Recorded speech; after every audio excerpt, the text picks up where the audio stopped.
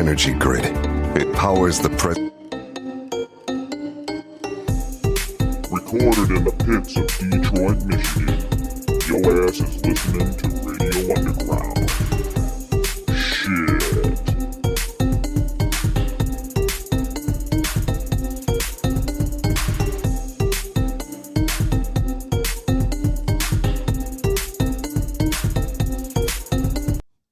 Radio Underground. We have a very special guest and a very special interview. This was a segment that I wanted to put together, the Where Are They Now segment, for the many guests that we've had over the past 99 episodes, and this is the only guy I've been able to get a hold of. So, the only guy with little enough to do. No, I'm joking. No. That's probably true. So this is Jason. That was his song that he wrote. And tell us a little bit about that song. I actually dug it. I love the lead. I like everything about it. And we can get into a little bit about that song. But actually, first, how's the family? How's the wife? I know you got a lot going on. So how's that going? First thing.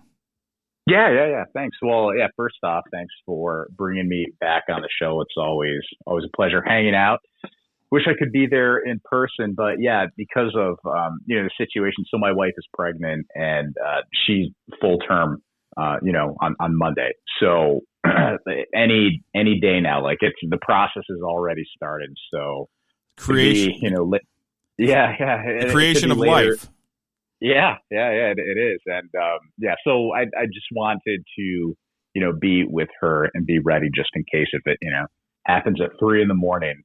tonight when I'm, I have a healthy buzz kicking. Yeah, there's no better time than when you're buzzed.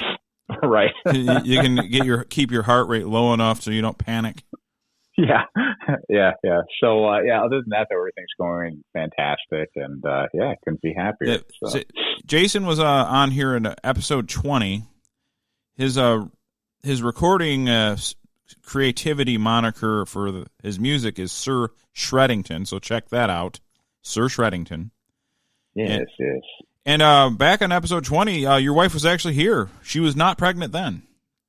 So it was like 2 years. Right. Yeah, that's right. That was a couple of years ago. And then I think I was on another show also where I called in and you were on hallucinogenics. I was. Yeah, that was actually because I have 10 questions because we don't have to make this a full podcast. I just wanted a quick where are they now type thing. Yeah, So I guess we'll get right into the hallucinogenics thing. And I had a room full of people, and it was kind of weird, but it was cracking me up. Just like you're like, dude, it's kicking in now, and you were texting me, and that was a fun night for you, anyway. It was, yeah. So yeah. Since that night, I think that was one of the first times I had partook in years in like decades since I was, a teenager or in my early 20s. And since then, it's been full steam ahead. Oh, wow. It's become a regular occurrence for me. Oh, but you're back on the spiritual wagon, not the actual narcotic addiction wagon, the more safer, right. The safer side, right? Right.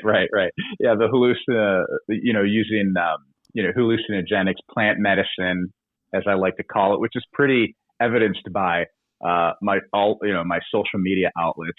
They go from being pretty typical of here's pictures of my family on vacation to all of a sudden just right down the rabbit hole, memes, dropping knowledge. Yeah, the funny thing is with me, I'm pretty much a normie, like beer belly kind of redneck American. But it's funny how things have just intersected to such a point where someone like you and someone like me like agree on 80% of everything because there's such a wild like you would have been a hippie and I would have been a redneck. Now we're just like people that just want to be left alone. That we're like we have that. We would have been totally categorized as something other, but present day we're like 80-90% in lockstep. It's funny how that just has changed. I know it's funny. I mean, I think that just goes to show that as humans, we all just have a lot more in common than we think, or a lot more in common that's portrayed through the media and newspapers, online, and TV and things like that. Because realistically, I think people just want people want the same things, right? They do. I mean, and it's we can go through the list, but we all know, hey, what's important? Safety, security, family, friends, peace. I mean, these are pretty basic needs or desires of your typical human, right? Absolutely. Yeah. And the interesting thing about like some of your takes on stuff, it's weird that like me and my buddies were, some of us were kind of bros and jocks, but it was still, we went down that whole rabbit hole of like David Icke and the third eye and all that. And you wouldn't have ever assumed that people like us would have got a hold of that, but we did. Like, dude, right. What is this? And yeah, it's funny. It's really funny because 20 years ago, I never even played D&D. I mean, how did I end up here? That's funny. Yeah, and you think like 20 years ago, a lot of these topics were super taboo. I mean, especially 40 years ago, like in the 80s, right? But like, yeah, my God, I hate saying this word, but red pill or awakening or whatever. But it happened when I read that book, The Biggest Secret by David Icke. Oh, and, yeah. I've always been into like the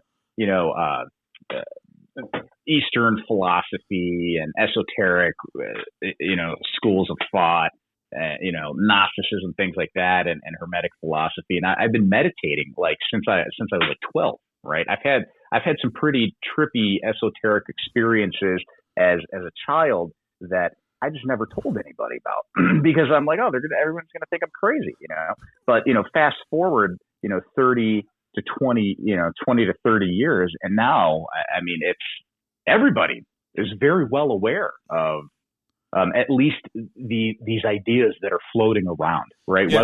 Whether they accept them or not. People are aware of this stuff. And now, I mean, you have the CIA declassifying documents about astral travel and, non-corporeal entities. And everybody knows, they just don't care. Well, I mean, we're about to get like a potential disclosure next month anyway. That was what I was going to talk about. And that was my, one of my points was the government. I don't know if it's because Fauci is just flat out got caught. Or what? But they're like, oh yeah. By the way, there's aliens. Like there's UFOs. Distraction piece. Yeah, for years and years and years. Like I've been looking into it, had fun with it. A lot of it was just mostly fun, as conspiracies are fun. Sure. We all love them, right? And we're getting into it. But then you see this stuff like, oh my God, this is true. Like they're admitting it now. Right. Oh, by the way, there's alien and not alien. There's human animal chimeras. By the way, we've been doing it. Sorry, they just admit everything. It's like the laundry list of like Alex Jones stuff. It's because I guess Alex Jones is proof, and Elon Musk, they're proof that delivery is everything. Right? If you scream into a microphone like a raving maniac, you're going to be viewed as a maniac, even if what you're saying is right. Right. Which I mean, and. I love Alex. I mean, who doesn't? I mean, he's part pro wrestler, part conspiracy theorist, part true patriot. It's pro wrestling for conspiracy theorists and political people. Right. He goes into a character. Yeah, it's a character. Alex Jones is a character. It's a character portrayed. But it's like marketed towards freedom-minded people. Right. But it's, it is a character. He admitted it in court. And 80% of the stuff that he's been talking about, oh wow, it's coming true. Like I saw some meme the other day, and I'm sure it's been floating around. A lot of people have seen it, but it said something like, oh, I need new conspiracy theories because all of my old ones came true. Yeah, that's what has happened too. Yeah. The irony of this, I won't say the name of it, but me and Brian had a faux conspiracy podcast where we were characters that portrayed like all the wildest conspiracies, but these characters put their whole spin on it, their own spin on it. And we had to stop doing it because the world got so weird that it just seemed like news. Like, so the fake us was too mild for reality. You know what I mean? Like, right. The truth is stranger than fiction. Yeah. The caricature we created, just didn't. It didn't match up to what was actually going on after COVID happened. Like, we got to stop, dude. This is getting too weird. just keep those microchips away from me. That's all I'm saying. Exactly. Yeah, you see where people getting the shot and the magnet to their arm. Yeah, that was pretty wild. Yeah, and I guess it's getting really popular in like I think was it Finland or Norway? It's like part of that like whole body modification trend. Like in Japan when they were like putting donuts in their head, which is ridiculous, by the way. Oh, yeah. But like, in Norway or Finland, one of the countries, it might even be Sweden. I don't know. They're one of those countries. They're really pushing really like, that cold microchip places. Technology. Yeah. But they're like a lot of people are really moving forward with getting that microchip technology because they're too lazy to take their keys out of their pocket and open their door. Or use a credit card at a vending machine. Yeah, the Apple Pay is just too much. Yeah. I can't have that. Just implant it in my brain. I can't do the one click on my phone. Yeah. So it's easier just to inject foreign objects into my body. I posted on Facebook earlier that I gave up on everything because I've officially signed up for the Dash Pass with DoorDash. I'm like, dude, I'm done. I won't even go get my own food anymore. What the hell is what I have become? And I want cold drops. I don't want to see the delivery person's face. Leave it at the door. Exactly. Yeah.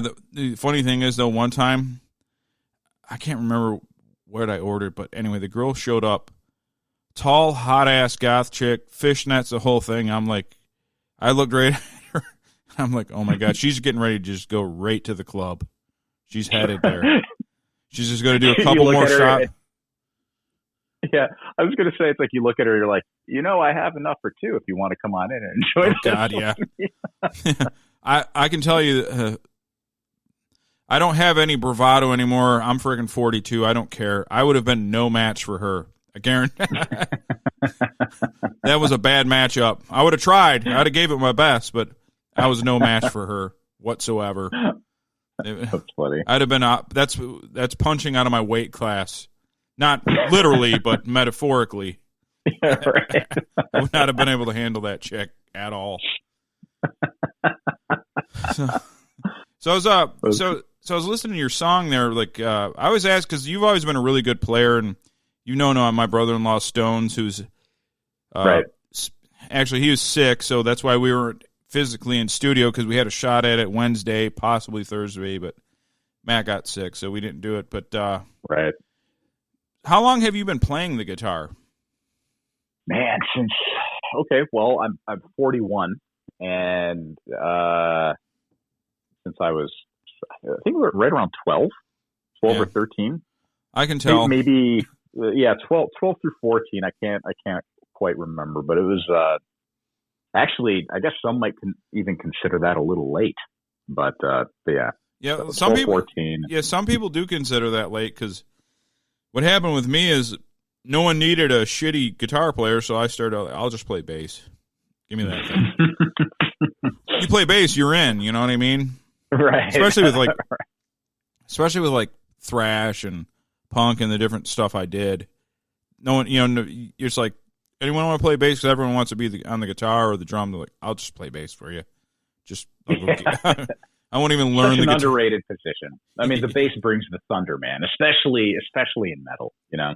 Absolutely. If you're a really good bass player in metal is someone that you don't know is there. They're just like, man, this guitar sounds so thick. No, that's because that bass is underneath it, right? Right. That's true. It's like when you hear it, like the guitar track solo, it's just all mid-range fizzy frequency. Yeah. exactly like everyone thinks. Like, man, Dimebag had such a thunderous sound. It's like, no, that was Rex. It's Rex, dude. Just playing what Dime was doing, just underneath, man. Right, right. Yeah, it was, dude. I want. That's another thing I want to talk. Speaking of bass players, did you see the Megadeth Wax session there?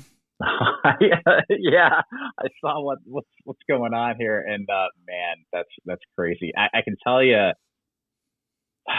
I'm not surprised, but like, I mean, not like I knew him personally or anything. Yeah, but it's just a surreal situation, and I don't know much about like the rumors about that he was potentially grooming these underage children.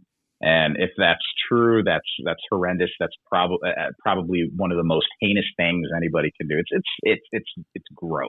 Yeah, on so many levels. Yeah, it defies all laws of universe and anything we could. It's just horrible. Yeah, if he did that. What about his family? How embarrassing for his family, like his kids, his wife. Yeah. What the heck?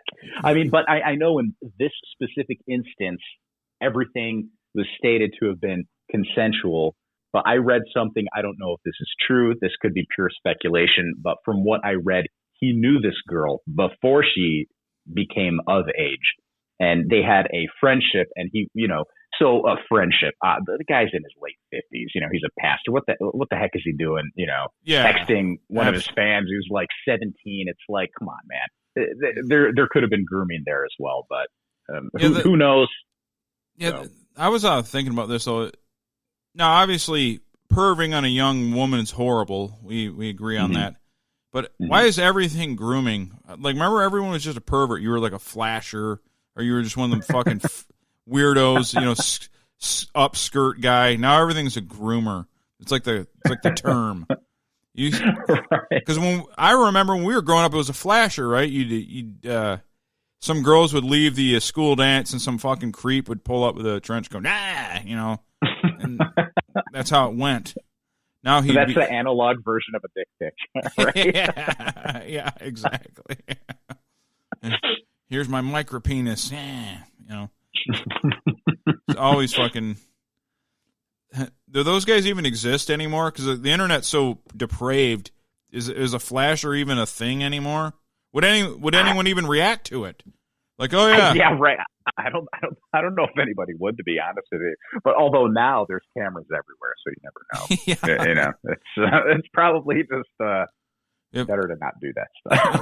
If I was walking out of a pizzeria and someone flashed me, I would just like, dude, get away from my car. That'd be my own. I've seen so much. Get away from my car and my food. Yeah, I've seen so many horrific things. I'm not even. That wouldn't even be mid-level of my concern at this point. Like, I know, right? Like, one of the things that popped in my mind going to the classic venue Harpo's here in Detroit, going to a show one year in the winter, and there was just a dead dog in the middle of the sidewalk, and I almost tripped on it. I'm like, after seeing that's on the mild spectrum, but after that, it's sort of like, if somebody wanted to flash me, I'd probably laugh and be like, dude, get the hell away from me. Oh, God, Harpo's, that place was insane. It really was. Yeah. I mean, for people that don't live in Detroit, think about a place like this. This is back when there were actual white supremacist gangs, and they hung out at this place. Actual Nazis, not like a person that's right of Mao. I mean, an actual Nazi. Right. I think one of the bartenders was even one. I think the older guy who would always serve, under. I mean, I was underage numerous times going there. And, I know the guy. I know the guy. Yep. Yeah, you get those Long Islands, man. He made the best Long Islands, and then apparently he was one of my buddies said he saw like a necklace or something. He's like, hey, what is that? It's like is that? It might have been like a swastika or something, and then like he lifted up his shirt. And he had a tattoo of it on his body. It's like, okay, yeah, that's a real Nazi, a real white supremacist. Yeah, well, I've talked about this on the different episodes. Like, I used to have to deal with actual Nazis that were assholes, not like someone that made a rude comment 12 years ago on Twitter, that was maybe a little, I mean, guys that actually believed in the tenets of National Socialism. I was around these people, and you couldn't go in a mosh pit unless you had friends with you because of them. Right, absolutely. They were always Pantera shows too. Yep, they were at Pantera. They were at like a lot of the metal stuff. Slayer for sure. And the funny thing is, Slayer got accused of fascism when half the band isn't white. Dave and Tom are Latino. Right. Dave is fucking Cuban, and I think Tom is Chilean. Tom even said in an interview, like, we get called fascists. He goes, I'm not white. Because Jeff writes about like Hitler. That it's history. Hitler was a history report turned in. Right. Well, I mean, these guys, like, I think Tom Araya was a Catholic too. He's a devout Catholic, and Tom is extremely right wing. Like really right wing. Yeah. Like if you go on he was all about Trump, all about like all that shit. And then and then Gary Holt, who filled in for when Jeff passed away, God rest his soul. But when Gary Holt filled in, Gary was like arguing with him in the comments because he was like a left wing liberal, but they were buddies, But see, that's the old school. Like people could be different. You know what I mean?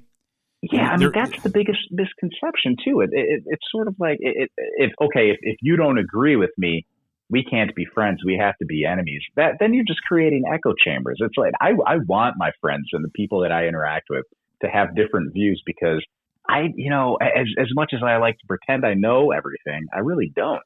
So if someone has a better idea, if they can get a point across, to make me reconsider.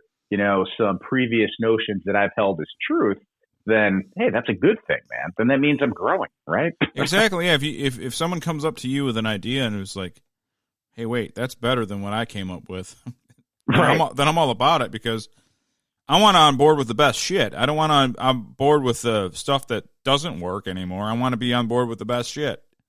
Right. If what I'm saying doesn't make sense, logically, then and someone points it out, please point it out. Let me know. Change my mind.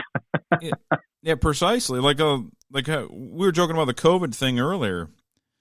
I know people that had really easy time, like they got sick and they got COVID and it wasn't no big deal. I had a buddy that it messed him up pretty bad. He did not have a good time. But the same could be said with the vaccine. Everyone's like, get your vaccine. Like, I mean, post after post, and these aren't political people, just people on my, oh God, I can't get out of bed. Like, it's pretty wild. Like, the interesting thing is that like in my immediate vicinity, I have not had issues with COVID. I'm pretty sure I had it last year, and I had like a 3-week flu, and it was pretty bad. Like I work from home, and 2 days I had to call off working because I'm like, I can't get out of bed. I mean, like my head is just throbbing. There's no way, but like I definitely survived it. Obviously, my wife got sick. She had a mild fever for like maybe 12 hours, and then it was gone. But like her immune system is made of steel. But then I know a friend of mine who lives in Georgia. His mother-in-law passed from it, so she got it, and then she ended up dying. And then on the other end of the spectrum, a friend of mine a few weeks ago told me that his wife's friend's mother got the vaccine and she died within 24 hours, which is weird because she was really healthy. And they won't include that. They won't include that on the site, the VAERS site either. Right. They won't. Right. I know. They won't do it. I think a lot of them they're underreported issues, And then there's this other girl that I'll wrap it up. There's this other girl that I know. She got the vaccine. And she was like super, super sick for weeks and eventually had to go to the hospital after like 2 weeks. And I didn't follow up on her status or anything. I mean, hopefully she's okay. But like, I wasn't really fond of this person, but I wouldn't wish death on them. You know what I mean? Yeah. Like, I hope you make it. Wink, wink. Yeah, right. Like, I mean, I hope she's all right. But like, it's a pretty lousy situation. So. I've told the story several times. People can go, because I can't point an episode where it happened. There's an episode on that later that night I had Brian drive me to the hospital.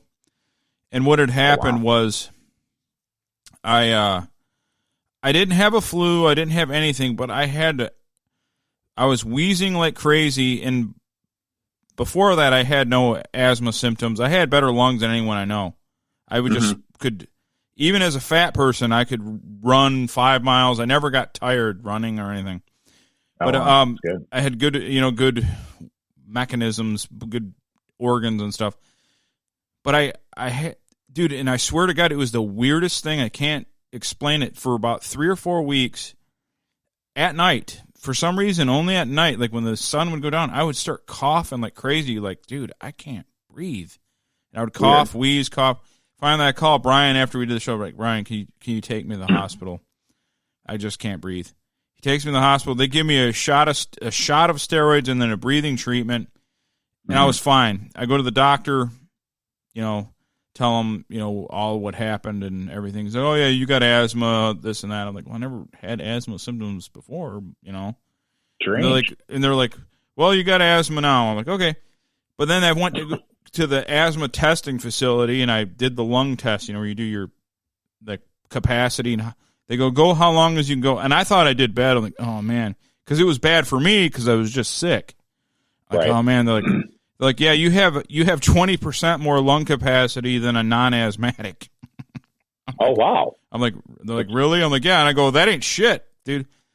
I'm not lying. I could take a beach ball, not one of the big ones, but a regular-sized beach ball, like 20 inches in diameter. I could blow it up with one exhale. No problem. Oh, I would just awesome. I would just fill it up. So anyway, all this time goes by. That was in November, so that was in December 1st. December 1st. Okay. My mom gets deathly ill in January. My dad, my brother-in-law, a couple doors down, my nephew, he was coughing for a month. Total, a 17-year-old healthy kid, cough.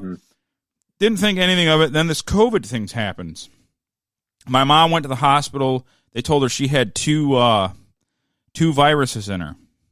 They go, wow. You got two viruses, two different viruses we found, and damn near killed her. They had us try to sign a thing that no resuscitate. It was bad. She almost died, literally. Oh wow. Okay. Anyway, long story short, and I'll end this real quick. Months later, I talked to my doctor. I'm like, yeah, dude, all this happened. It's weird that COVID happened after. And he's like, we think it was here before then. Like, what? He goes, yeah, it was here before. Yeah, the news coverage and all that. He goes, you probably all had it. Yeah. I'm like, oh, that's why I couldn't breathe for a that's fucking. Interesting. He's like, that's why I couldn't breathe for a month. Like, that makes sense. Yeah, it really does. And I think I had it. So I got it because I was married a couple months prior to the outbreak, and I think I got sick right around the turn of the year in 2020. So it was like early January of 2020, and I had been around my brother and his family, and I think my brother had it back in early December. Like, he had pneumonia, and it was. I think it was going around then. Yeah, right? I do too, because of the auto industry. Another person told me that, and he's a salesman, does a bunch of, because they get briefed on shit, and he says, yeah, he goes, at any given time we had thousands of people from the Wuhan province here on business, just because of the auto industry. He said, so they were here. Right. So we got it early here in Detroit. I'd say I'd agree with that. And we've all probably had it. The only thing is, I can say probably, I can't say for sure. There were no tests. There were no anything. And I had a sore throat too, it was a sore throat that never went away. It's like, but I never had body aches. I never felt like I needed to lay down, but I had a sore throat and couldn't breathe. And I never had problems with breathing before that. I highly doubt I just developed asthma at 41, just randomly. Yes. All of a sudden, what I blame? Yeah. I blame chemtrails. Chemtrails? That's what did it. They did it. Yeah, they was it the aluminum or whatever they're dropping down in there? Yeah. all of the heavy metals, and yeah, they did it, man. They did. Well, they got me. They got me. Yeah, they did. They did. They caused it. Oh well. They got us. They got all of us. Yeah. Every time, it's crazy too. Like I'm like obsessed with chemtrails, and Jackie's like, God, like, because every time we walk outside and I look at the sky, I'm like, oh, there's one, there's another one, there's another one. This cloud isn't a natural cloud. This is a chemtrail cloud. I can tell. Yeah. And she's like, stop looking at that stuff. You're not going to do anything about it. It's just going to drive you crazy. I was like, yeah, that's true. Well, the interesting thing is they try to debunk them, and I guess it could be. I just try it. It comes to a basic thing with me. It's like, how come some planes have them and some planes don't on the same day at the same time? Because there's airports among near every major city, right? Yeah. Why wouldn't it be 100%? They're like, well, it's the jet fuel mixing with the ionosphere, and this is why. God, I'm like, okay, but why is that plane that is going to the airport and all the planes that are just going to the airport, nothing? Right. But this plane that for some reason went all across the Tri-County area, why is that plane doing? You have to tell me this. Yeah, and they're flying in crisscross directions, and they're flying at super high altitudes. And still, we know that, what's the official word from it is a contrail. Like the question is like, okay, well, what are those planes doing? They're like, oh, they're not emitting anything harmful. Well, what are they emitting? Well, it's not anything harmful. They're still not answering the question. No. When you're skirting around the answer or the question, then that raises even more suspicion. Absolutely. It's the same thing with the, anybody that thinks that this thing came out of a lab is a fucking lunatic. Well, Rand Paul, one time fucking Rand Paul gets sick of it because the fucking poor guy got shot. Mm-hmm. Not shot, but beat up. He's the one that got jumped. Yeah. He got jumped. Yep. And he got, what was it?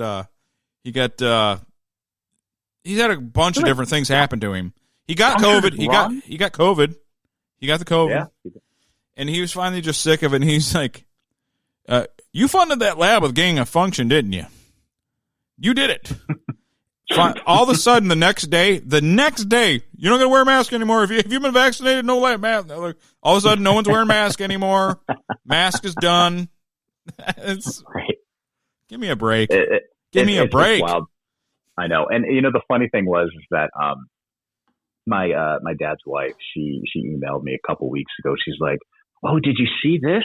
What do you think about this about the virus potentially coming from a lab in Wuhan? And she sent me a video, and it's Bill Maher on his show talking to somebody. And I responded to her and I said, Judy, I've been telling you and my dad this for a year. Yeah. Nobody believes me. I'm like, what? What about the Harvard professor that was indicted? His research. His researchers that were Chinese nationals that were traveling back and forth from Wuhan to Harvard, and even they were caught trying to smuggle in some biological substance in vials. You have that virologist that I forgot her name, but she was a Chinese national who Tucker Carlson interviewed 2 or 3 times last year, and she said, yes, I've studied the virus.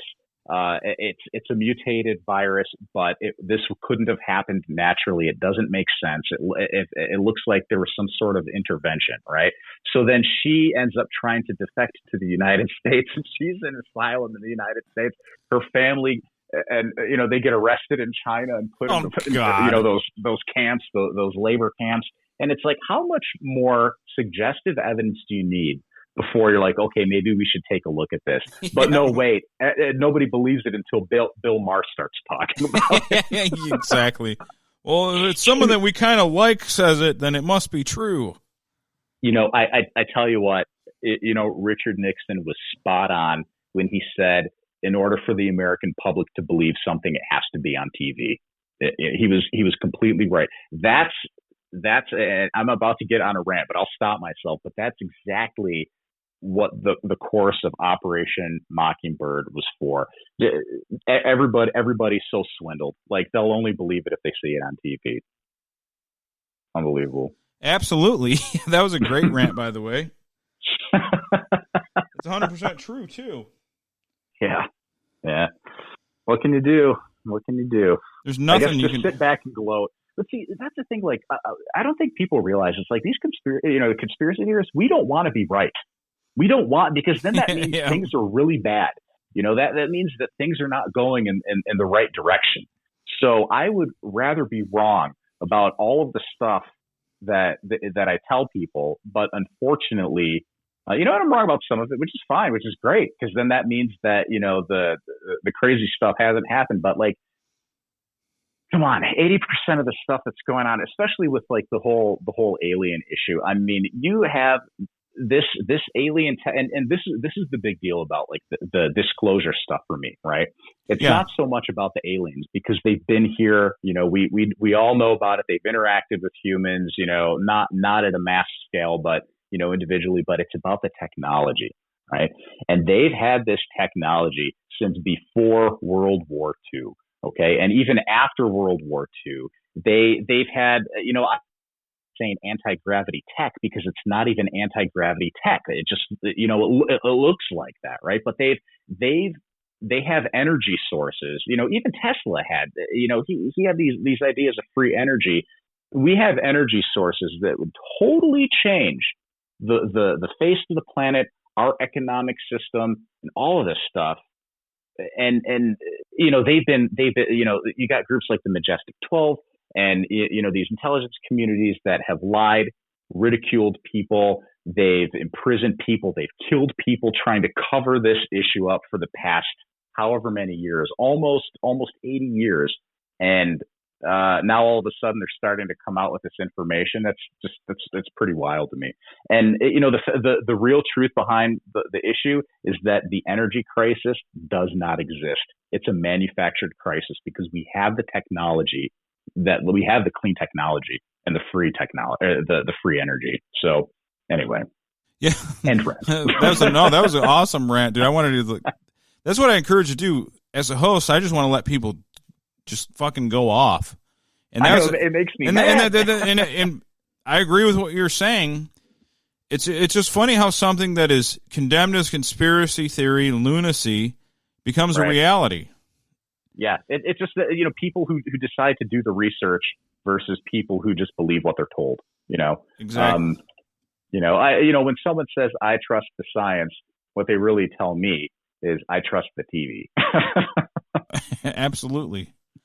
Now, the thing is too, is just because I chose not to get the vaccine doesn't mean I think that everyone that got the vaccine is an idiot and a sheep. Because I see those people, you're a goddamn sheep. You're just like, that's not the way to put their.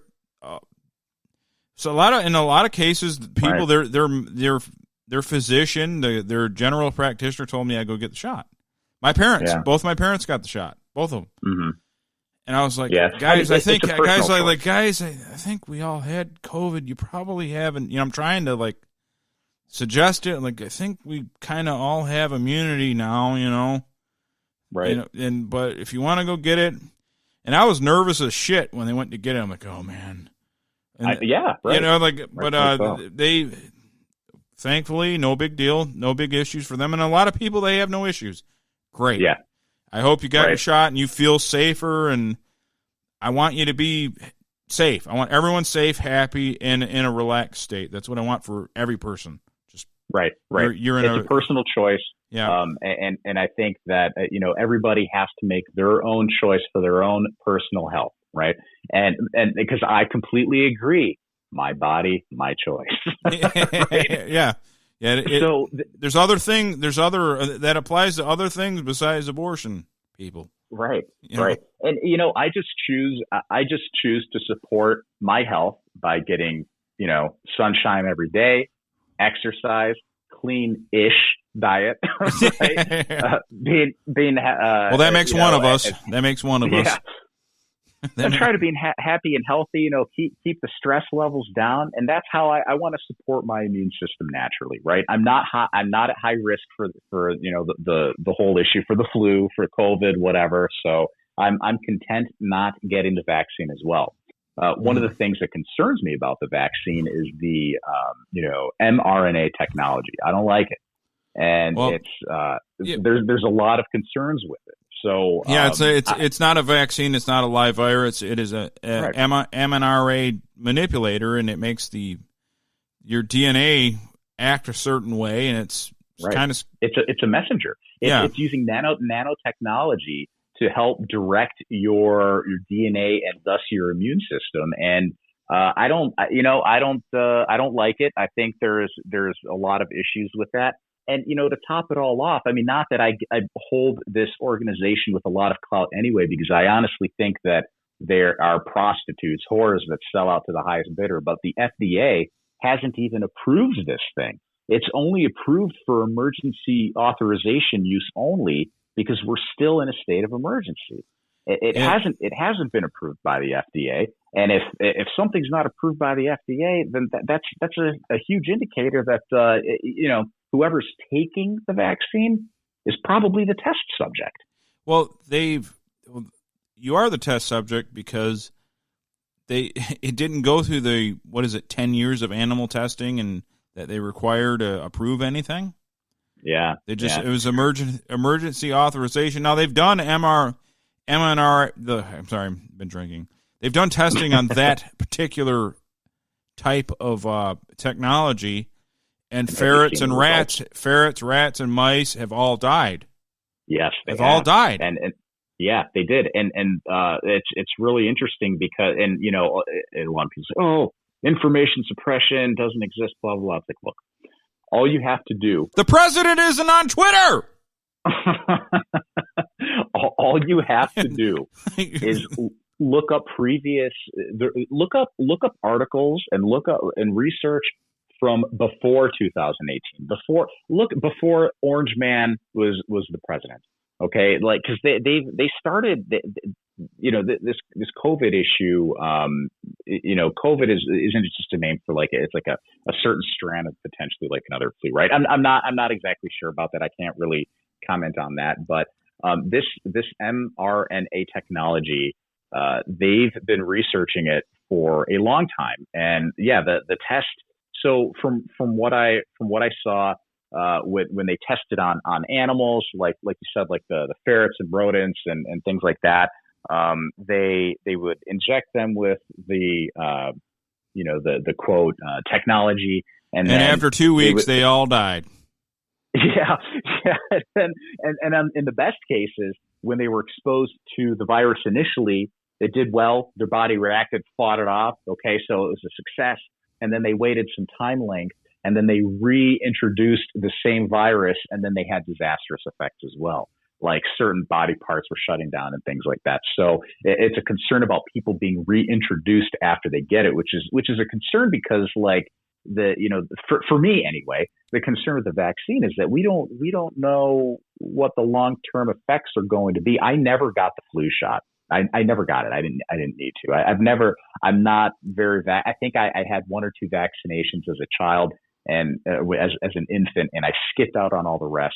I don't particularly like them. I'm not anti-vax entirely, but there's certain vaccines that I believe are not necessary. Yeah, and a lot of people, because typically we don't delve into these topics, and this is so people don't get, just so you know, just for posterity, because it's going on the internet and it lives forever. I take a flu shot every year, and I've got tetanus shots because I've stepped on nails. I've had fucking fence cut me open, and I've had a lot of rusty knives. I'm not anti-vax, but this is not a vaccine. Right. It is not a live virus that they put in you. It is a mRNA manipulator, right? It manipulates your cells, and I'm just not sure how it's going to go. Now, if this time next year or down the road and everybody's fine and everything, and maybe I'll consider it. But growing up as I remember hearing that there's no cure for the cold, right? That's the saying. They can't even cure a cold because of the virus. There is no cure for the cold. Well, I don't think that's changed. You just have to you treat the symptoms, right? And supposedly this thing helps you treat the symptoms. Mm-hmm. So if you get the virus, it lessens the symptoms, and I hope that's true. I don't know. Yeah. I don't have any data. I can't say. Maybe it'll help everything. I hope. Yeah. It's like you said, conspiracy theorist. I don't consider myself a full-on one, but it's interesting. But I want to be wrong. I want to be dead wrong. I want this vaccine to be the greatest thing ever. I do. I want it to be. No one gets a cold. No one gets a flu. It just fucks. It just gets rid of everything. If I see proof that, man, no one's getting colds anymore. No one's getting flus anymore. Then I'll take it. But I don't see that happening. But if it happens, I will stand corrected. Like, I was wrong. I'll tell you I was wrong. I don't have an ego when it comes to life. You hear me? Yeah, I can hear you. Are you there? Oh, okay. Yeah. Sorry. But I'm just saying I don't have an ego when it comes to this stuff. If I'm wrong, I'm wrong. I'll tell you I'm wrong, and I'll admit it. And I'm like, dude, I was wrong. It's I mean, sometimes my information sources are I vet everything as best as I can, and sometimes it's I make the wrong call, and sometimes I give bad advice, but it's not often. Yeah. No. The funny thing is too, and I know we probably don't want to keep grinding on the subject, but the interesting thing I don't care. You can go all damn night. It don't matter. Virus. Oh, okay, perfect. Well, viruses in general too. We have the human body has viruses and parasites in it everywhere, and there's what the virus is always there. Like, we even have MRSA on our skin constantly. It's always there. Like, we have these viruses there now. What happens is when our immune system isn't working well, things go out of balance. Whenever our body loses its equilibrium, and the virus starts to, spread, then it can cause the issues. So the viruses are always there. Germs aren't the problem. It's having a healthy immune system, right? We want to make sure that, we're getting, vitamin D, sunlight, zinc, magnesium, all of the stuff that, we know we should be eating.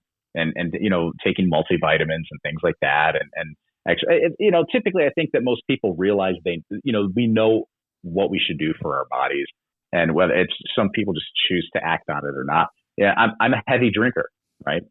So there's certain things that I do as well, to counteract that. But I drink on the weekends when I have time. When I don't have anything to do the next day, I'll drink.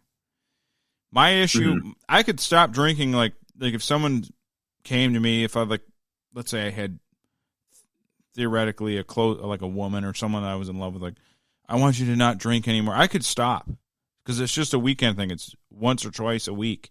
I could stop that. My problem is the overeating. I have the overeating issue. And if anything kills me, it's not going to be COVID. It's not going to be any of that. It's going to be consumption of calories.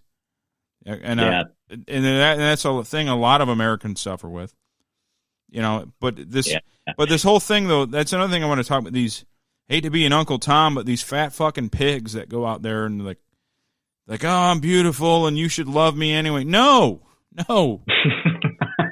Lose weight, you fat fucking cunt. Lose weight. Right. Because it's a health issue. It's a health issue. Yeah, because if there's any one thing that's fucking up everything in America, it's fatness. Stop being fat. Yeah. And I'm fat, dude. I'm 275 pounds. I'm fat myself. But you gotta get a hold of it. You have don't say that it's great and it's just this awesome thing that you're lovely and all. You're not. Right. Eat less. Have you seen Bill Burr's stand up regarding that? I think he might even have, and God, I hate saying this, but at Netflix, I think he's got a stand up on Netflix where he talks about it, and he just talks about he's like, oh, apparently we're not allowed to make fun of fat people anymore. I don't see why. Why can't you? I know, and he's just going on this tirade. He's like, it's the only thing that people do. It's they're making their own decision to do this, and we're not allowed to say anything about it, you know. And he's talking about, like, what does he say? He's like, look, you go to the grocery store, eat some goddamn vegetables. They're giving it away. It's like $1. Yeah, it's cheap. Vegetables are cheap. They are. Well, they are. There's this guy, I've talked about him on this show many times. His name is Cole Robinson, the snake diet guy. Mm-hmm. And he's a proponent of fasting, but he screams at everybody and calls them fat pigs, and fat is disgusting. And but he says, my diet is simple. You don't fucking eat till you're thin. You fast. So he has these nutrients that you drink that basically, you know, you got to have some sort of nutrients to keep you alive. So he has a solution that these people drink while they just starve. He goes, sit around and starve. Because your body can. They must be peeing out of. Oh, go ahead. Yeah, you can live off your body fat for quite a long time. You know, people don't. You can. And, you know, I just it's got to be awful for these people drinking these shakes, because when you go on a liquid diet, you're probably peeing out of your butt. Oh God, yeah. Well, the thing is, when I've been in and out of dieting, as every fat person that's ever lived has. Mm-hmm. And when you start that's how I know it's probably a healthy diet or what I'm doing is healthy, because I start pissing out of my ass. Yeah.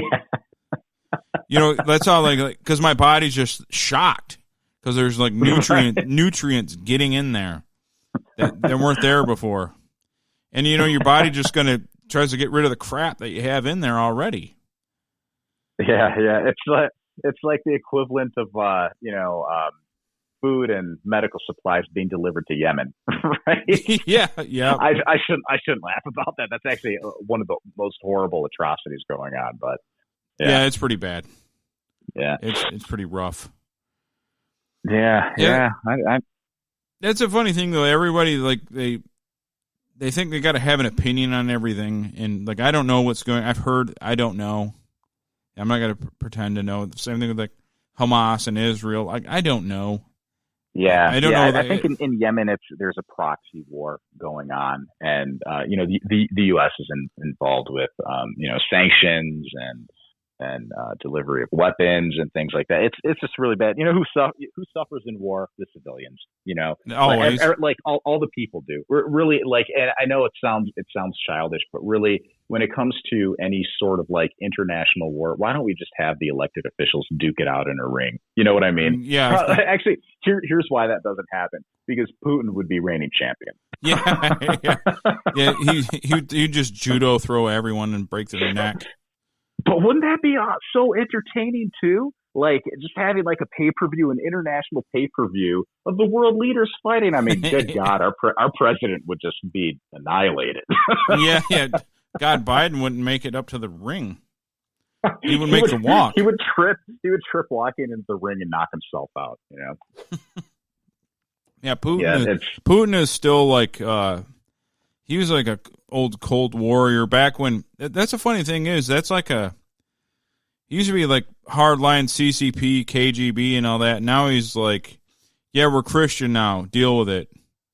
He's like, it just suddenly changed to that, and they're like, oh, okay, I ain't gonna fuck with you. You know what's funny about him too is that he was. I mean, I think and I know this is going to get kind of crazy. He was groomed and chosen for that role. Like when he was a child. I think this was back right the Cold War when Khrushchev met with. I think it was Kennedy, or was it? Might have been Nixon.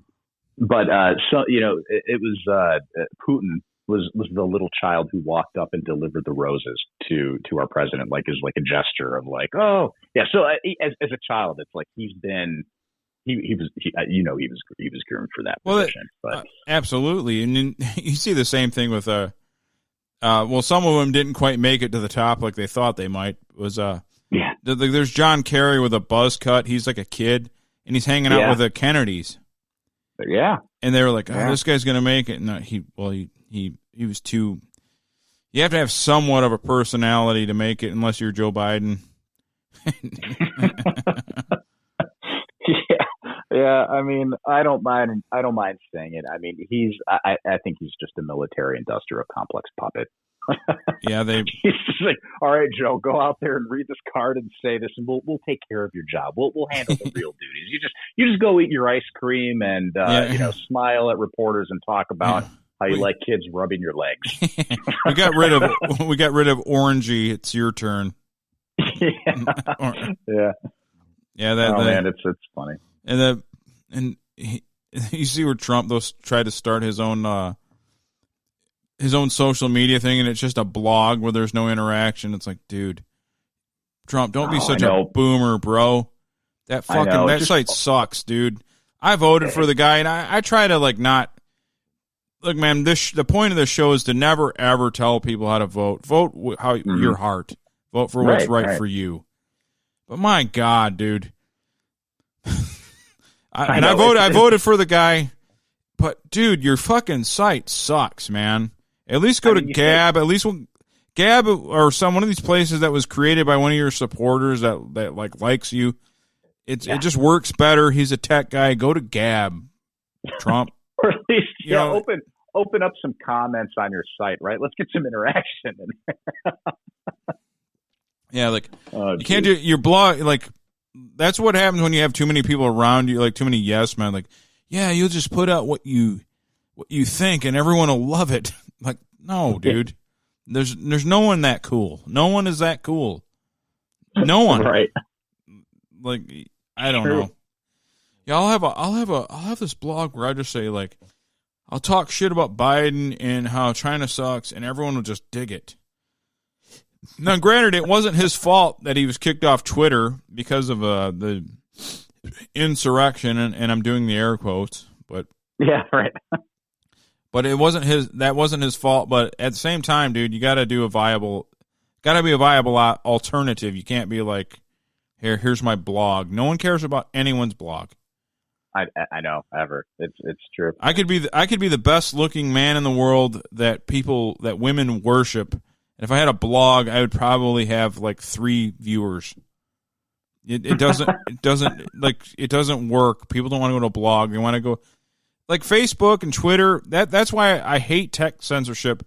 No matter where you sit on the political fence, I don't care if you're left or right. It's a public commons now. Right. And if you ban people because the only thing that should get you kicked off of that is the thing that would get you kicked out of a bar, right? You're just being disruptive and violent. Hey, right. I'm going to kill you. I'm going to kill this person. That kind of thing. Things that would get you kicked out of a bar, not hey, I think this is the better thing. That shouldn't get you kicked out of the bar. Right. Well, you know what that's the equivalent of? Okay, so you post something like your opinion or an article of an information piece, and it's funny because on my Instagram, I've had a couple of my posts fact checked. Right. I'm oh, that means I'm doing something right. Yeah, that means somebody's paying attention, right? So, but yeah, it's when getting kicked out of the forum for that. I mean, that just raises more suspicion, right? Because you cut out a person's tongue, not because you're afraid of. Hold on, how am I going to say this? Look, okay, when you cut out somebody's tongue, it's because you're afraid of what they're going to say, right? Because it's the equivalent of when you're trying to shut somebody up, you're afraid that what they're going to say, people are going to latch onto it because there's probably something to it, right? Absolutely. When you're not afraid of somebody, you just let them spout off in the mouth. Well, and if you don't, then you're acting like the woman that doesn't like the better looking woman walk into the room. It's because you know that chick's hotter and you're going to freak out. Right. So when you see something that's better than what you're offering, that's when you spaz out. That's oh God, I'm going to lose everything because this is better. I mean, I know that I was oversimplification, but it's true. It's It's if put it this way, if someone like you or me, if our ideas are so ludicrous and so beyond the pale and just so retarded and stupid, you would just laugh us off, right? Like, dude, this guy's an idiot. Right. You know what I mean? Like, okay. In fact, you would let an idiot talk more, right? You're like, yeah, here you go. Here's the microphone. What do you think about this? Because it would just, Right. It would, the only time you would cut that mic is when you're getting your ass kicked. Then you got to cut that mic, right? Oh, wait, I'm losing. Okay, so I had to find this quote because I butchered it horribly. But the quote goes like this. This is George Martin. Okay, that's who I was trying to quote. When you tear out a man's tongue, you're not proving him a liar. You're only telling the world that you fear what he might say. I totally. I mean that sums it up for me. It's 100% true. Yeah. Because if like this guy's such an idiot, why would anyone listen to him? All right, I got to kill him. Then you telling me they're like, oh wait, you don't want him to, you know. The whole thing about killing snitches. Why do you kill a snitch, right? Because what he's saying is going to implicate the truth. Yes. I.e. you. Right. So that's a government. Like people that don't agree with them, you're the snitch, right? Yeah. So they're gonna put you in ditches, as they say in the hood. In interesting times we live in, indeed. But on a lighter subject, we don't have to talk about global eugenics dehumanization the entire time. Though we can. But now the whole music thing, is it now that we're a little bit older, you know, you're 41, I'm 42. Yeah. Is there anything you've heard like in the last couple of years that like, hey, these guys are good, or are you like me? Are you totally set in your ways and like, I really got to be odd, you know, to invest in something new? Right. You know, I look for new music constantly. I always have, you know, like, I think that's one of the reasons why I really dove into metal, or when I found it, because like, I was never the person that, and this sums me up in like all aspects of life. But I was never a person that just liked what was fed to me, right? Turning on the radio station. Oh, here's a song. Oh, okay, this is kind of cool. This is what I like. I was never that person. I would turn it on and say, oh, this sucks. I don't like this. Yeah. I'm going to find some better music to listen to. You know what I mean? Like, and the same thing with information. I turn on the news. You know, I don't buy it. I think this is bullshit. I'm going to go find out the truth and do my own research and come to my own conclusion. I don't need somebody else telling me what to think, or, you know, what the ins and outs of the situation. Like, I immediately skip any sort of article that says, oh, about the situation in blah, blah, blah. Say situation in Russia or Ukraine. Here's 5 things you need to know. Don't tell me what I need to know. Don't tell me what's important about the issue. I'll do my own damn research and figure it out, and I'll tell you. Yeah. But same thing with music. So like, I've always looked for new music.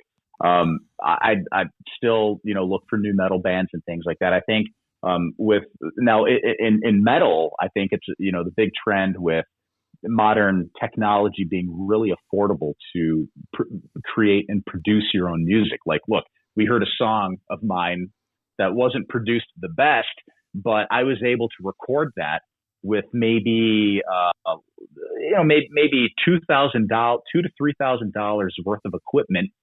You know, that include, if we're going to include my guitar and all, and the computer and all the software and everything, I'll say probably $4,000 to $5,000. Okay. So I was able to produce that. But realistically, I mean, it sounded good to me. Thank you. It's clear. The tones are everything. But people definitely better than recording with an analog 4-track, you know, 25 plus years ago. Oh God, I've been down that road. Right. So yeah, I mean, and with the fact that like you can do it relatively cheaply. And if you want it, like, okay, so what we heard earlier, it was not mixed properly and not mastered. Okay. And I didn't really spend a whole lot of time doing that stuff. I just wanted to, like, I was drunk, high. I might have even been on the hallucinogen. I was like, yeah, I want to come up with something cool. It was an idea that I had, and that for a few years that I actually reworked. And I'm like, oh, cool. This is kind of cool. I like it. It's about 3 minutes. I'll throw it on my SoundCloud. Why not? So it was just for fun on a Friday or Saturday night, right? So I did that. And so I didn't put a whole lot of time into it. I'm not a skilled mixer and musical engineer. I just kind of did my own thing with a limited budget compared to like tens of thousands of dollars of what it would cost, 25 years ago or 20 years ago in a studio. Yeah. So I did that and I was able to put something out.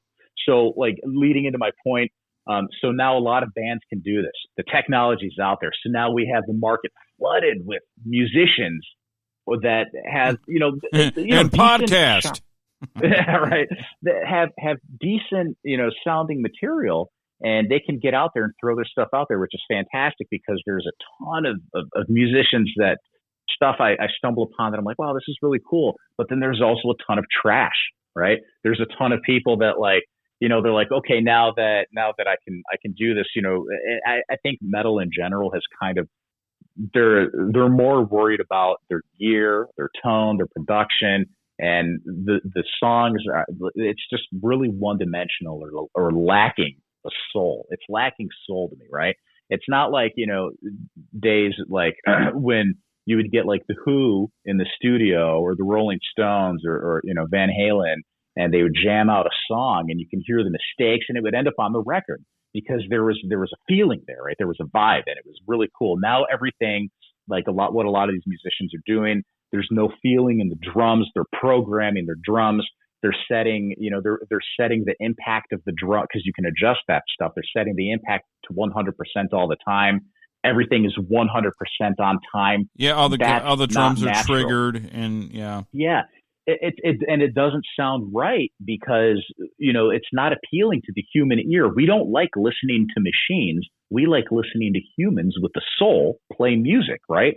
So sometimes in a sleep, I even have a song on my SoundCloud called Sleaze Rock, and it's like some kind of like 80s metal jam, which was really fun to play. But or one of my other songs on that I don't remember, but the drumming, it was so synced up, and I wanted to rework it to make it more lifelike because there's no pocket and there's no feel. And like when you're in a live situation and you're not listening to like a click track or anything like that, all the musicians are feeding off of each other. So if the song slows down for a little bit at a part, it's okay and it will feel right because the drummer, everybody's following the drummer. And, maybe he got tired for like 10 seconds, or maybe, one of the impacts of the drums isn't completely on the hit of like where the guitars or the bass are playing, but it still sounds better. It sounds more real. It sounds more soulful. And I think a lot of metal is missing that because it's so sterile and so precise. And it's just technically it's proficient and it's cool, but I'll listen to it. I'm like, some of this stuff, but then some of it is fantastic.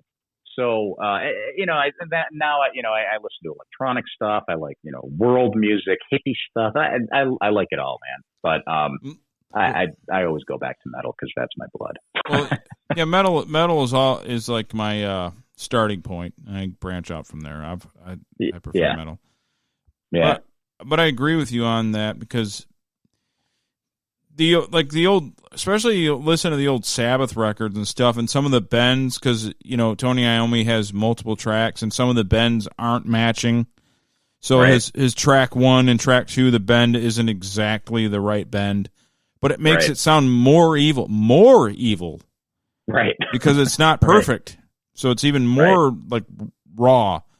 And yeah, and sometimes the seemingly what are seemingly sour notes or dissonant notes actually help the overall sound and the feeling of what you're going for in that minute or that segment of the song. Just like the off the cuff tirades on your podcast are the gold. Yeah, that's it. Or you're playing an RPG, right? It's not. Yeah. The point isn't the main quest. The point's what you do in between. Yeah. So you do all the side shit, side quests. Side quests are where it's at. Right. The main quest can be done at any time. Right. The side quests is where, and the same thing with music and everything. You want the side quest. there's an old video of Dimebag Darrell talking about that, and he's like, I don't want perfection. I listen to stuff. I don't care. He goes, I want the bends to be a little off. I want because it's more human. This is right. Anybody can record something, and I'll admit it. I did it like when I first got a copy of Acid Hip Hop, the recording program for a PC. Oh yeah, that's when I switched from 4-track. But I noticed that now, if I had a hard guitar part, which I'm not really a guitar player, but I would just do the guitar, I could just, if I just nail it once right for this bar, right, I can just copy and paste it, and then I won't have to hit it right again because I hit it right, and the timing of the track is 160 beats a minute, so I'll just copy and so look, it's no mistakes. But then I notice is okay, now I'm a machine. I'm not me. Right. Right. I hit it once right. Then I'm copy and paste. I'm using technology to finish the song. I'm not finishing the song. Right. And that's what a lot of bands have done. And I think so. There's certain I'm going to pronounce this wrong. That band Velertok. It starts with a K, but I think it's Velertok. I think that's I know who you're talking about. I do not know how to pronounce it whatsoever. Okay. Well, they came out with a newer CD, newer album. I think this year or right about the turn of the year, and that is just a jamming CD. Super cool. I mean, it's got this punk kind of vibe mixed in with 80s rock and metal. It's super cool, man. I mean, it just has high energy, and I love that. But then I also love the new Cannibal Corpse CD because sometimes I'm in a romantic mood and I want to listen to Cannibal Corpse. Sometimes you want to cum blood. Right. Here's another thing, because I want to get this one out. People always talk about who is the first death metal, who is the innovator, who is the you always hear that. Oh yeah. And I might argue it was Chuck from Death, but maybe I was influenced because the band was called Death and it wasn't actually really death metal. It was just hyped up thrash and this and that. So I kind of came to the conclusion there might have been bands before it that were like death metal as we know it today, but to me, death metal as I know it today, and I hate to admit this as someone that's listened to metal, as I know it today was because I saw Ace Ventura and Cannibal Corpse was in it. Yeah. And I was like, well, I get so it's like death metal is kind of you can say what you want about there's maybe some might argue that it's Carcass, or some or these various. I think Carcass, we could definitely say grindcore, right? Yeah, okay. And Chuck Schuldiner, because the band was Death, and they had some blast beats, and then Obituaries considered death metal, but they didn't have any blast, whatever. But so to me, just to simplify it, the first time I heard what death metal sounds like to present day. So, like how it sounds now was Cannibal Corpse in Ace Ventura, and I hate to say that. That's awesome. No, that's actually really cool because I remember that scene and I loved it then. That was awesome. All right, so I'm gonna throw a different idea at you, okay, and see, and I want to see how you take it, how you react to it, because it's gonna start out. I'm gonna start out talking about, and I think it's a combination. Okay, I'm gonna talk about the 100th monkey effect. Have you heard of that before? No. Do tell. Okay.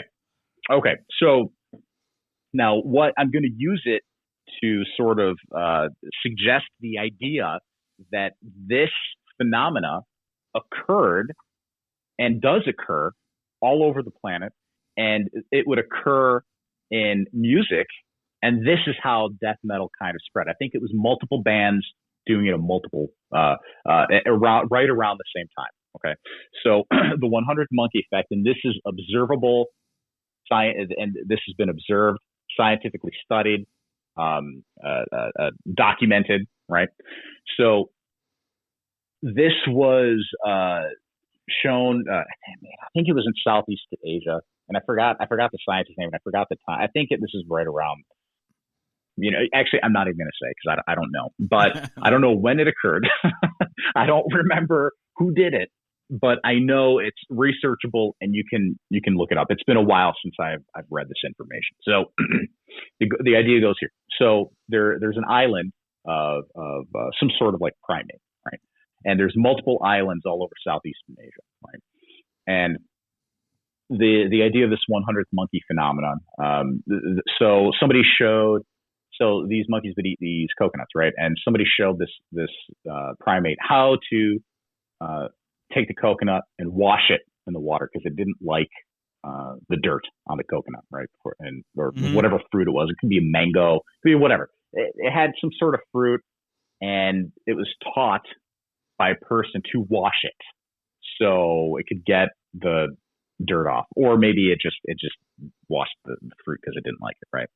So then this monkey or this primate figures out how to do that. I'll just say monkey. And then this monkey shows their family members and everyone in like the little group of monkeys, right? And and then they learn how to do it. And then it spreads across the island, okay? Through over 100 monkeys learn how to do this. Now all of a sudden, monkeys on a different island that had no contact with these other monkeys start doing it as well. All right. So now it starts spreading. So it's a suggestion that the idea is somewhere in the ether, right? It's somewhere, and it influences the behavior and perceptions and choices of beings, right? In this case, it was monkeys washing a fruit, right? And now it spread, and it ended up spreading. So now all these monkeys everywhere wash their fruit, right? So that could be an explanation of not just like how, human beings learn, taught, they were potentially taught something. I still think that they were taught by the Anunnaki about farming and things like that, right? Yeah. But so once they're taught that, the idea spreads and it becomes like intrinsically something that we start doing as a species. Same thing with the monkey. So we could apply that to death metal, because right around the same time, all these bands just started doing it, right? Maybe it's the same effect. Like, there's like Florida, New York, and Scandinavia, right? There's the three main hubs. Right. Yeah, that makes sense. So who knows? I mean, it's an interesting idea, and it's a really, really cool phenomenon, and it's real. Yeah, you've convinced me. I mean, at least I can entertain it. So I was thinking about like the other day, because a lot of times the hardcore like black metal, in which I like a lot of black metal, it's great.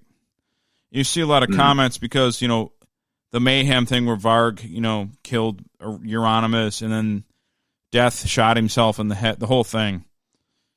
Right. And a lot of people were like, well, the Florida death metal scene had nothing on the black metal scene because they were all crazy. And I guess to a layman's, like people that don't live in America, would say, okay, well, the Florida guys live in Florida. There's nice weather.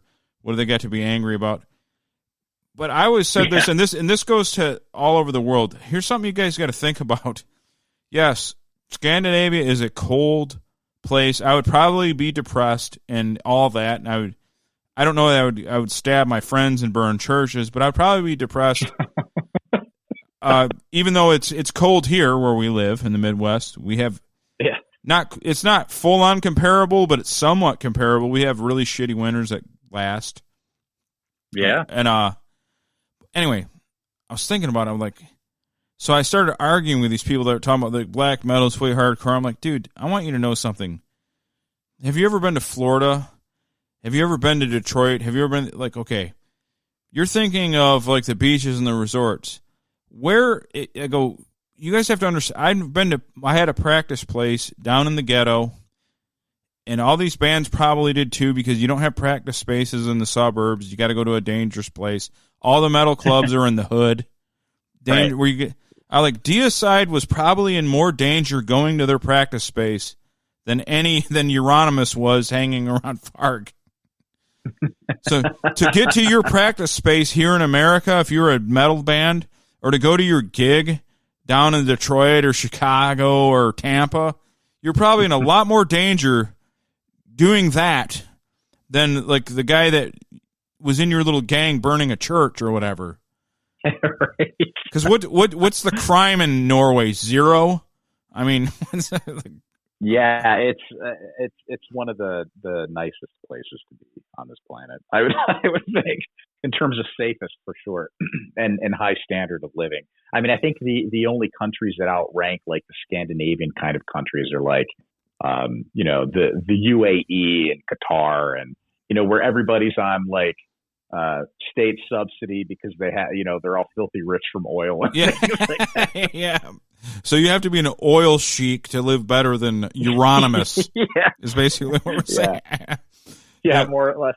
I mean, let's face it too. A lot of these black metal musicians, and I love them. I love. Oh, it's some of the greatest shit ever. I love Burzum. Yeah, me too. Yeah. But like, see, that's the thing. It's like, some people like these guys aren't philosophers. They're just, Norwegian white trash. They got in a band, they picked up a guitar, they started jamming with their buddies, and they, maybe one of their buddies pissed him off and he decided to stab him 25 times. It's the same thing. Yeah. And they blame Satan and the music and everything. Well, maybe he's just a dick. That's just how they handled everything. Yeah. And I guess I talked about the comparing our weather to theirs, but there is a different variable, and I'll give them this, and I have to backtrack a little. They are way more north than us, so they're like on the same line as like Alaska, so it's darker. Yeah, they're pretty close to the Arctic Circle. Even though if you look at the temperatures in like Stockholm and Detroit, it's probably not that much different in the winter. Right. We have more sun because we're further south, like way further south. We're like lined up with Spain, I think, in south of France. So technically, if we didn't have the Canadian jet stream, we'd live in a fucking paradise. But the Canadians are ruining it for us with that Hudson Bay comes down through and makes it really cold. So they just seem to ruin everything for us, don't they? So I guess if it was dark, for months and months out of the year for almost all day, I guess I could see that adding to the the ambience and the darkness. I get it. I get they live. It's dark. But in terms of safety and danger, man, come to Detroit, homeboy. Like the last thing on your fucking mind will be Euronymous. You walking down the hood here. I know. Like, what was that video? I think it was on like the end track, like a bonus track of like a Mushroomhead CD, where this guy pranks, like he calls an ad for a black metal band. It's hysterical. I gotta show it to you. It's fantastic. But it also reminds me of like that, that one, in Metalocalypse, they joke around it. They go to, there's an episode where they're in Finland, or maybe it's Norway as well, because one of the band members is from there, and like it's from this town, and it's like one really nice, it's like a nice, super nice town. Everybody's friendly, and it's like walking in like Birmingham, right? And they're like, and they're just kind of like teasing and about it, because they're like, oh, what are you talking about? This place has like zero danger. It's like Disneyland is more dangerous than this place. You just don't want to be there in the winter. That's the thing, right? Right. That's funny. Yeah, because I was thinking, who's the singer of Gorgoroth? Is it Nargol? How's his name? Oh, singer, the guy who quit, who was the Satan guy. No, the singer. He was gay, and then he tortured somebody. Or yeah. I don't know if he's in the band anymore. I follow him on Instagram. Why am I drawing a blank right now? But I was just thinking about like that. Like, that's just a messed up dude. It's not because he's just one of those people that like some people are. Gaul. It's Gaul. Gaul. Yeah. Gaul's not a bad guy. He just was like gay, and like he's mad about it. He doesn't want to be gay, so he's gonna cigarette burn whoever called him a fag or whatever happened. He got mad. Because, like I say, I think that's what happened. Someone called him a fag, and he like captured the person and Rick James his ass, and was like burning him and stuff. Yeah, and he was like, apparently he was bloodletting him, like cutting him, and he was pouring his blood in a cup and drinking it, and when he ended up, and obviously it caused severe psychological trauma for this guy, but it's probably the last time he messes with anybody Yeah, but it was kind of funny because, like, from what I understand, and this could be wrong, but when they asked him to like explain himself, like it was either in court or the police or somewhere. And they're like, why, what were you were drinking his blood? And his excuse was, well, I didn't want to get it on the carpet, so I drank it into a cup. Well, that makes sense. I mean, that stuff stains really bad. Yeah, it really does. And especially if you have a nice rug or a nice carpet, Yeah, carpet, I'm imagining like someplace cold like that, which snows 8 months out of the year, you want the carpet nice because your house is everything. You don't go outside, right? A whole lot. So yeah.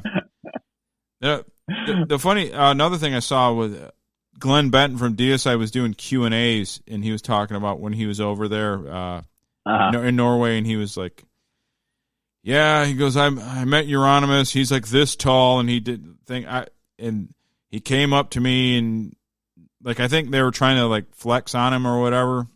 Mm-hmm. But I don't know if you ever seen Deicide or met them. Now, I've seen them, yeah. My old drummer, the first guy that drummed with me, phenomenal drummer named Nick. By the way, Nick listens. Hello, Nick. Love you, bud.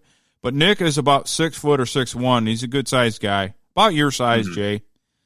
Okay. Taller than me. Good. And there's a picture of him with Deicide, and they're all taller and like wider. And one of the Hoffman brothers' bicep is like bigger than Nick's head, and like they're just huge. Like big dudes. They're just big guys. Big Florida redneck dudes. And and I was thinking, I go, I bet they were going there to try to intimidate Deicide, and like, no, we're not doing it. And anyway, so what happened? Like during Deicide's set, someone blew off like an M80 or something. And Glenn Benton was talking about how, like, there was so much hype around him and the Satan thing and all that. And he said, so I just totally went with it. Yeah, someone detonated a bomb. He goes, it was a firecracker. I like firecrackers. He goes, but at the time I was like, yeah, someone tried to blow us up and kill us, like to totally add to the mystique of the band. Like, for sure. Why not? Yeah, like, oh, yeah, dude, they tried to blow us up. So you could blame it anyway. It could be the black metal mafia, the Christians. Glenn Benton had no short list of enemies. Like there were a lot of people were on his ass because he killed a squirrel during an interview. You ever hear about that? Oh man, there was Revolver or somebody was interviewing him, and there was a squirrel on one of his power lines, and he shot it, and the guy was like, "Dude, he shot this with a BB gun." Yeah, and he's like, they eat the phone lines and shit. Fuck, and it turned into a big thing. And anyways, Glenn Benton admitted that his last thing I'll talk about Benton because it's hilarious was his he had a rivalry with a pastor. Sorry, I can't remember the guy's name. Bob Larson. Him and Bob Larson. And Bob Larson would have him on his shows, and they would argue, about religion, and it would be. And Bob Larson would sell a ton of DVDs and everything, and CDs and stuff. And Glenn Benton was talking about it during this Q&A where he was talking about the Uranus, and he goes, actually, it was kind of like pro wrestling, and he's kind of my friend. And he goes, and he's playing a bullshit character to sell his shit the same way I'm doing to you right now. Like he's like, like he basically admitted that the Satanism thing and all that, he goes, it's just a character because he's old now, the gig's up. It's like, if you're a 50-year-old pro wrestler, like, yeah, dude, I pretended to be a fucking sheik from Iran for 30 years. My name's Bill, like my name, so that's what he was doing during his set. And he was just basically saying like, well, yeah, me and the Christian guy, he was pretending to be this, and I'm pretending, and it was just we were actually kind of friends, and it was just, and we kind of went over like how we were going to do it. Like, that's funny. Yeah, so everything is smoke and mirrors. Everything. Mm-hmm. I bet he sold a lot of CDs by having Ben on there. For sure. Having Glenn on there rather than just like, yeah, we're gonna look. All right, first I want you to say this, and then I'll say that, and then we're gonna really build it up. You know what I mean? right. The general gist of the conversation, and yeah, that's funny.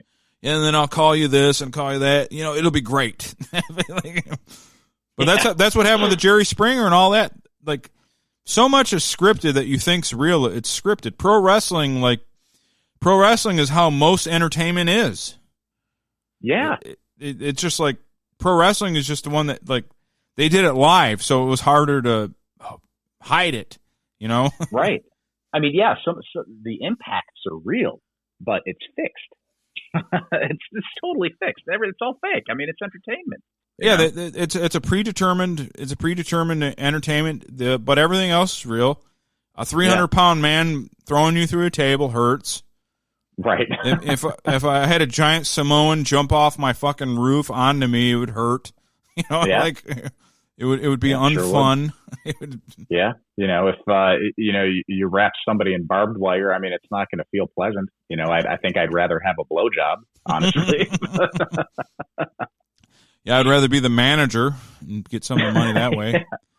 Yeah, the manager is the best job. You just get to yell from the side of the ring. You get to play your character. You don't have to get physically involed with another sweaty dude. And yeah, once in a while, a steroid guy throws you. That's it. Yeah, or you get hit with a chair. yeah, but generally speaking, you get away with just being a weasel. It's awesome, right? Like Bobby the Brain Heenan, God rest his soul. Right. Yeah. Right. That was a great form of entertainment. Man, that scene, I'll always love it. What was it, Survivor Series 88, when the backdrop fell? And I think they took it, like, you might still be able to find it on YouTube, but I remember we were recording it on our VHS tape, right? And he's interviewing, he's got Ravishing Rick Rude and Bobby Heenan and the Fink, not the Fink. Yeah, the announcer, Fink. No, I think was the Fink the referee? No, Fink was the one that would announce them as they came down to the ring. Oh yeah. No, who was the God? I think he passed too. The balder guy with the mustache, Mean Gene. Yeah. No, that scene though, like when he's like, ladies and gentlemen, as you know, the Ultimate Warrior, and the backdrop falls, and he's like.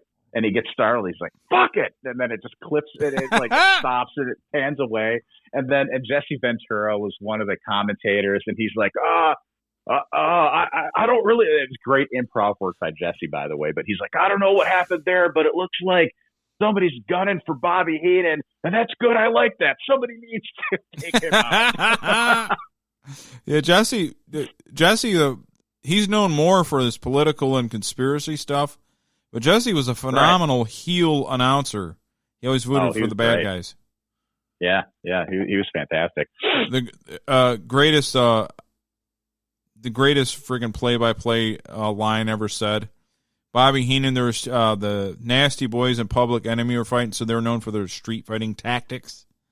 But during their fight, one of the Nasty Boys made the kid get out of his chair, and he kind of grabbed the kid under the armpits to get at the chair, And Heenan's like, "Oh my God, he's going to hit him with a kid." I started dying laughing when I heard that. He's going to hit him with a kid. Fantastic. I was like, holy shit, that is so great. Yeah, it totally is. That's funny. Man. That was something, man. The old days, Good man. Stuff. So, God bless the 80s. God bless the 80s, man. I guess we're going to wrap it up, man.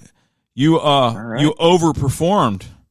I was hoping to hey, it was a good conversation, man. I mean, next time I want to be in the studio with a couple beers in hand. Yeah, absolutely. And we'll do it again.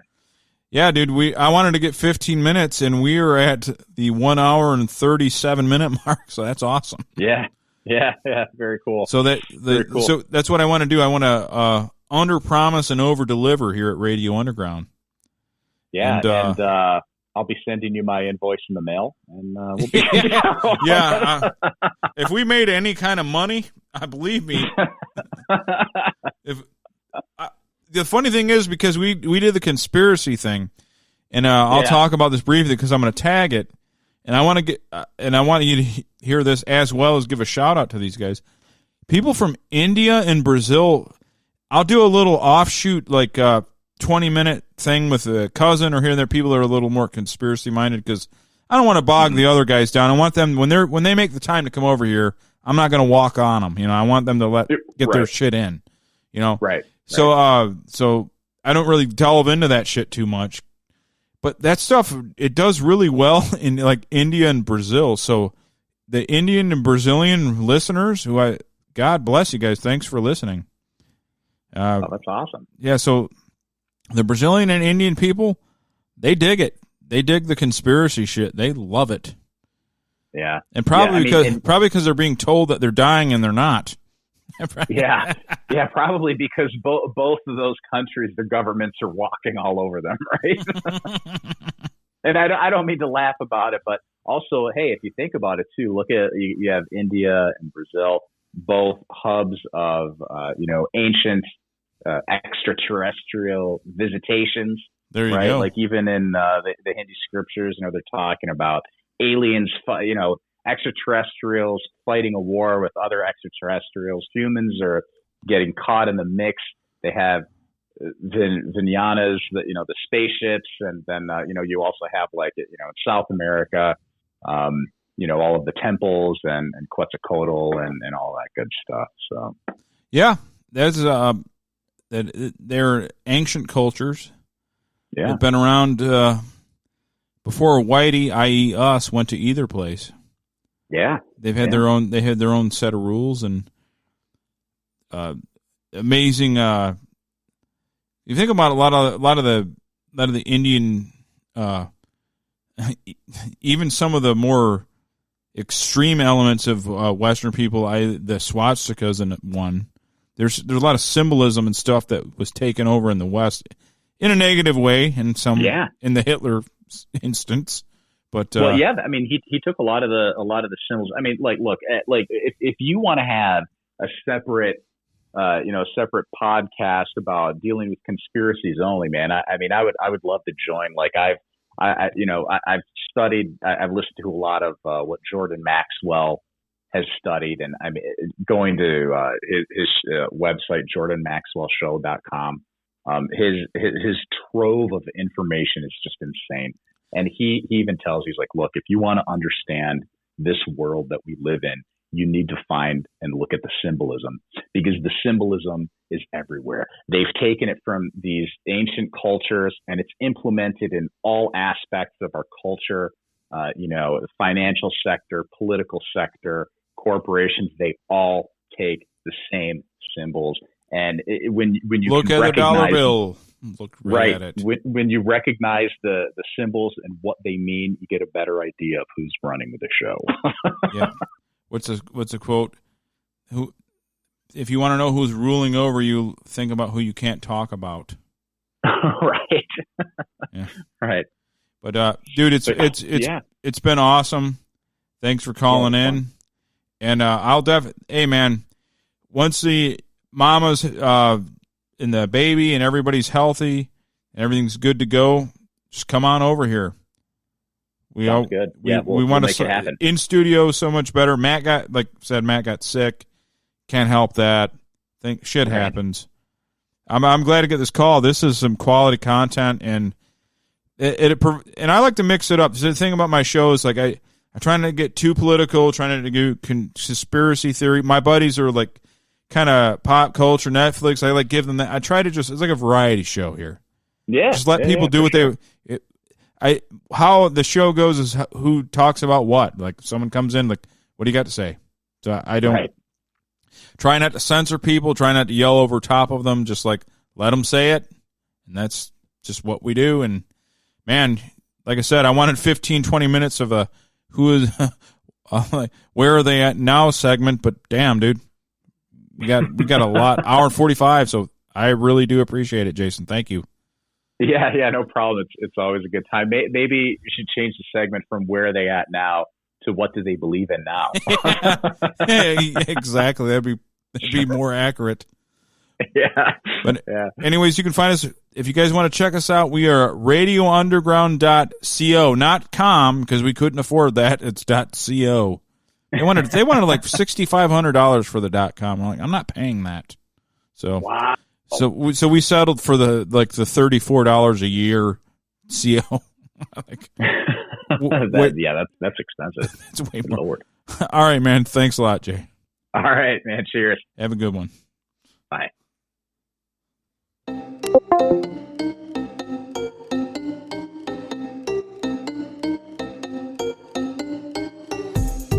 Recorded in the pits of Detroit, Michigan. Your ass is listening to Radio Underground.